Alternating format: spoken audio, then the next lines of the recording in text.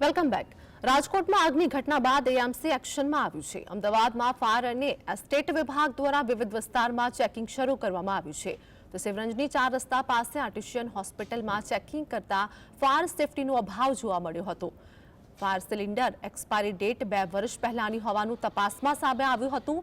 તેમજ હોસ્પિટલમાં fire NOC પણ રિન્યૂ કરવામાં આવ્યું ન હોવાથી કાર્યવાહી કરવામાં આવી હતી।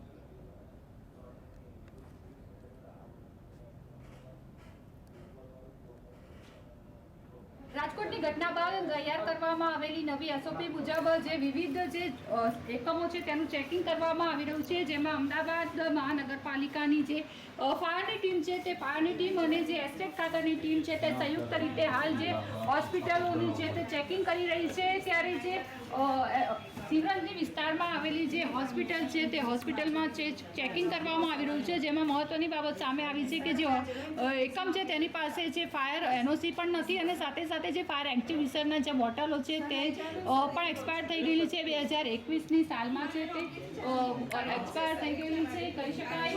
બેદરકારી છે તે અહીંયા દવાખાનામાં જોવા મળી રહી છે। વાત કરીશું ફાયર સર શું કરશો, ચેકિંગ કરવામાં આવી રહ્યું છે, કયા પ્રકારની ક્ષતિ જણાઈ આવે છે?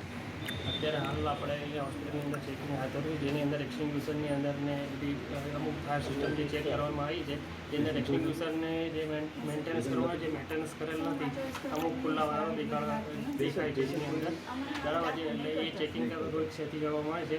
જે સંદર્ભે આ હોસ્પિટલમાં સીલ મારવાની અચ્છા, સીલ મારવામાં આવશે, કામગીરી કરવામાં આવશે, કાર્યરત ક્યારે થશે?